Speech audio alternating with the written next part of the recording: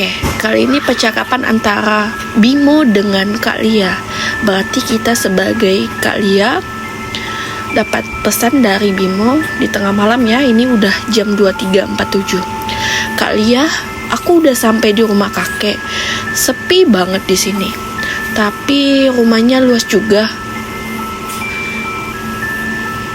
Nggak nyangka kakek punya aset kayak gini, kata Bimo. Oke, berarti Bimo sekarang lagi posisinya di rumah kakek ya. Kamu beneran di sana sendirian? Kakak kan udah bilang, mending tunggu kakak minggu depan baru ke sana. Oke, berarti posisinya ini Bimo lagi sendirian di rumah kakek. Ah, kelamaan kak, kata Bimo. Berarti otomatis Bimo pergi sendirian ya, tanpa kakaknya. Apalagi nih, aku mau bersih-bersih dulu supaya pas kakak datang udah nyaman. Oh, niat Bimo baik nih. Jadi kalau misalnya kakaknya datang, jadi rumahnya udah bersih kayak gitu ya. Kamu udah cek di gudang di bawah tangga?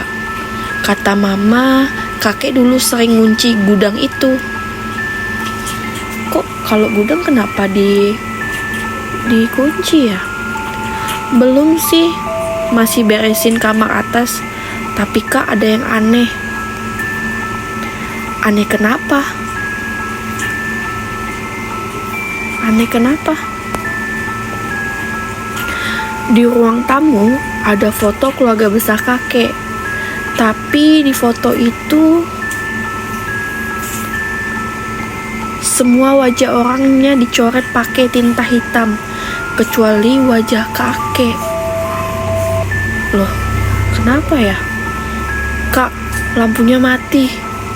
Waduh, seram juga ya, sendirian di rumah tua, kemudian lampunya mati. Kayaknya sekelingnya rusak.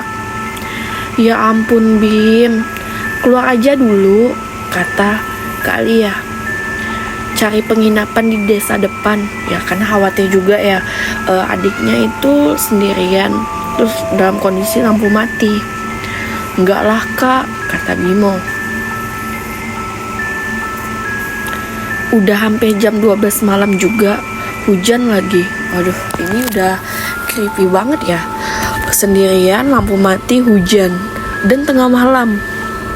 Kak, barusan ada suara orang lari di lantai atas.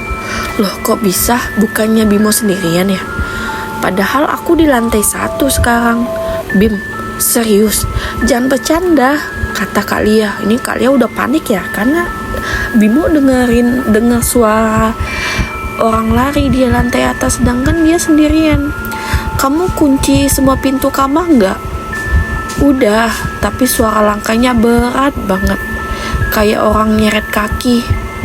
Terus, aduh, seram sih. Berarti di sana posisinya Bimo nggak sendirian ya? Ada bau bunga melati yang nyengat banget di dapur. Padahal di sini nggak ada kebun bunga. Kalau bau bunga melati identik dengan yang hantu. Nah, ini udah mulai mencekam ya. Bim, coba kamu video call kakak. Kakak mau lihat kondisi di sana. Berarti ini Kak Lia posisinya udah panik banget ya. Sinyal lemot banget kak. Kirim pesan aja butuh waktu lama. Kak, kenapa Bim? Barusan di bawah celah pintu dapur. Oke. Aku lihat ada helai rambut panjang banget. Kayak ditarik dari dalam gudang bawah tangga. Kak,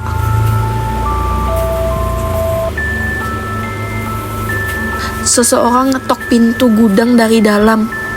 Lari Bimo keluar dari rumah itu.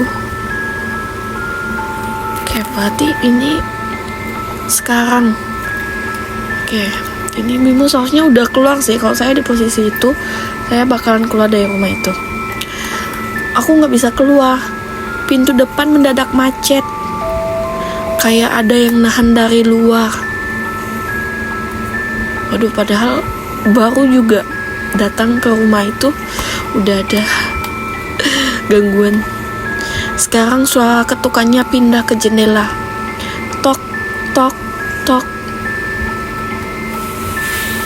Aku beraniin diri lihat dari gorden, Kak. Ada perempuan berdiri di tengah hujan. Dia nggak pakai baju.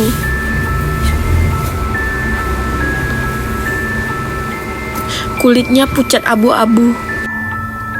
Dan dia cuma apa? Berdiri matung, natap ke jendela kamar ini. Waduh, dia masuk, Kak. Sembunyi di mana aja sekarang? Jangan sampai kelihatan. Kak. Aduh, kenapa ini? Aku sembunyi di dalam lemari tua di kamar kakek. Oke. Dia ada di dalam kamar ini sekarang. Waduh. Suara nafasnya. Bau busuknya.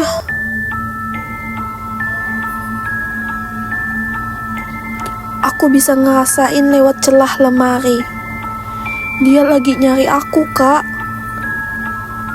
Berarti perempuan itu udah masuk ke kamar kakek dan udah mulai mendekati si Bimo.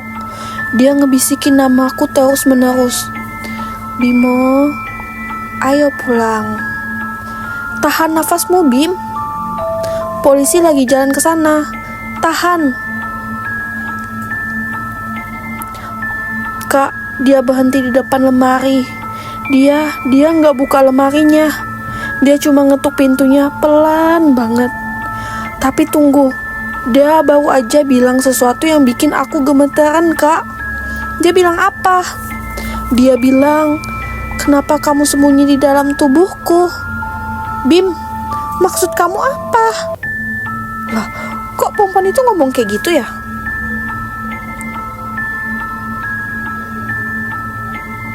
Apa yang dikirim Bimo? Bim, fotonya nggak jelas. Ini foto apa? Apa kira-kira yang dikirim Bimo ya? Kak, aku baru sadar. Sadar apa maksudnya?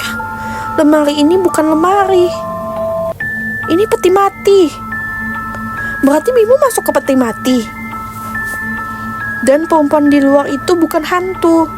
Dia itu kakak. Kok bisa? Kamu lagi nangis di depan petiku. Bimo, apa-apaan kamu? Kamu lagi di rumah kakek. Ini Bimo bercanda atau gimana sih? Kak,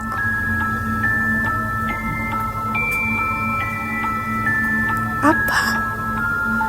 Lihat ke arah foto kakek yang aku bilang dicoret tadi. Oke, terus ada apa? Ternyata yang dicoret bukan wajah keluarga.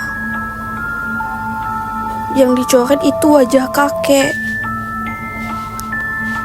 Karena dia yang masih hidup. Berarti wajah kita berdua nggak dicoret.